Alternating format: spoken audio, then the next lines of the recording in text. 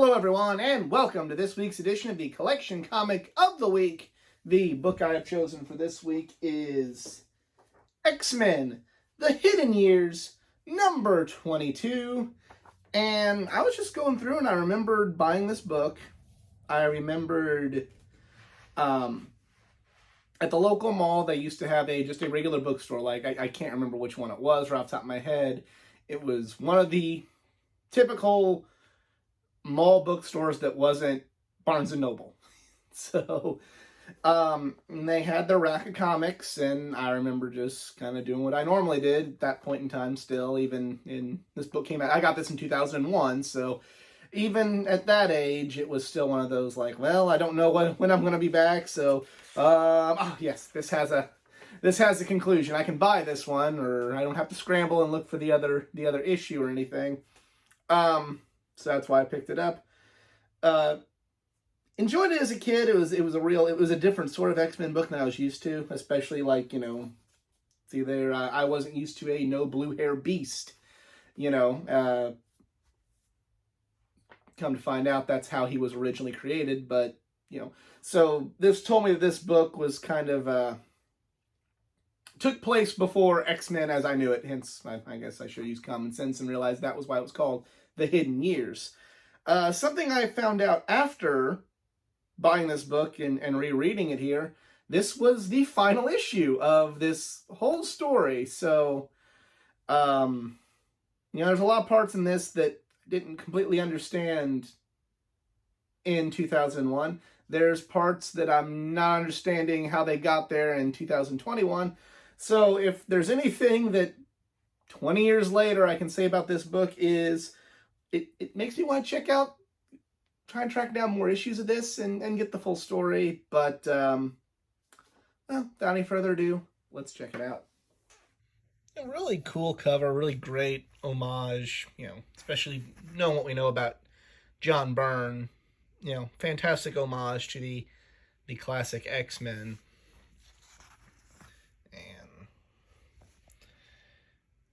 Kind of starts out in the Baxter Building, and so you got the FF there, and this whole series is essentially just really a love letter to Silver Age X-Men and Silver Age Marvel.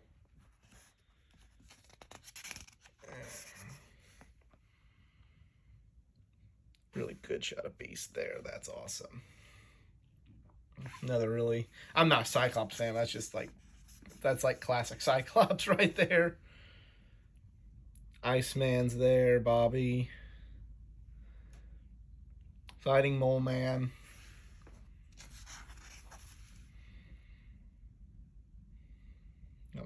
Art's beautiful. This book is good, going back and reading. I haven't read the whole series, but, the art is something to behold. And, obviously that's John Byrne's strong point there. Osmosis Jones. I remember seeing this movie get a lot of advertisement on Cartoon Network and Nickelodeon at this time in 2001. So, and then we eventually watched it as part in high school of all things. So, for a health class. So, yeah. And stuff there. Reed communicating telepathically with Professor Xavier.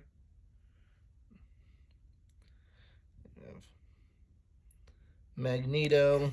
The big gripe about this book is maybe they tried to shoehorn a little too much in at once, and I get it, but it was just kind of a mini-series meant to,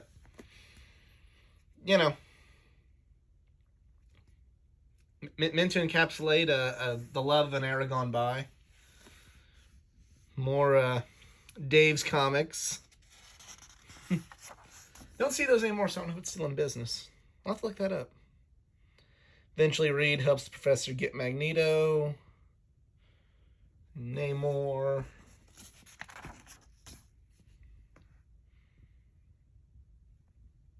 Yeah. Good stuff. Nickelodeon Gas, Games and Sports. I remember this was a channel that I watched the shit out of on television because it got its own channel, and Played all the old Nickelodeon game shows on loop, and I was there for it, and then they got rid of it, and I was sad. But they quit updating. They just, like, had everything on just an automatic play, because they, like, updated no bumpers or commercials for, like, the last 5 years of its existence. So, you know, yeah, whatever. But, yeah, miss seeing that logo. Got more from the X-Men. They're doing more great art there, especially just that's a great shot. That's just awesome. Courage the Cowardly Dog.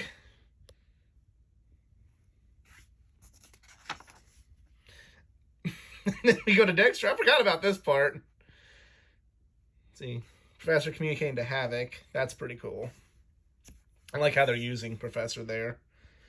Like, you know, with how he's communicating with people, like, almost coming, like, you know, as a spirit. So, neat concept there. There's Dexter. That's stupid. Johnny Bravo.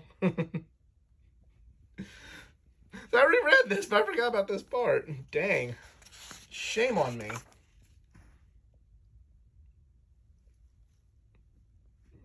And I'm not up on the whole arc. There's a lot of stuff going on here that I don't necessarily get. Yeah. So, then we have a party for Hank McCoy.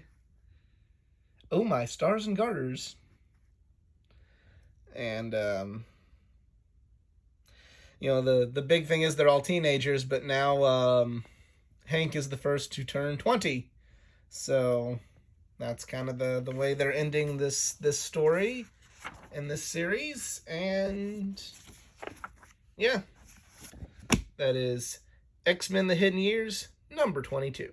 It was a fun homage to classic X-Men, Silver Age Marvel, and, you know, kind of everything. But there are just parts in there that just, when you're on the 22nd and final issue, I'm not going to get it if I didn't read the previous 21.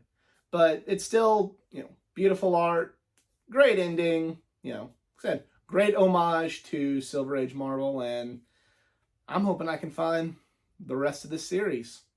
Do you also own that comic book? Let me know in the comments section below. If you enjoyed this video, please give it a like, share, subscribe for more content, not just from the world of comic books, but from the world of pro wrestling, gaming, anime, and all things geek culture. Follow me on my social media pages, facebook.com/athleticgeek89, Twitter @athletic_geek89, Instagram @athleticgeek89, and if you'd like to help improve this channel financially, I'm on Patreon, patreon.com/athleticgeek89. And that, I'm out. Y'all be cool. Later.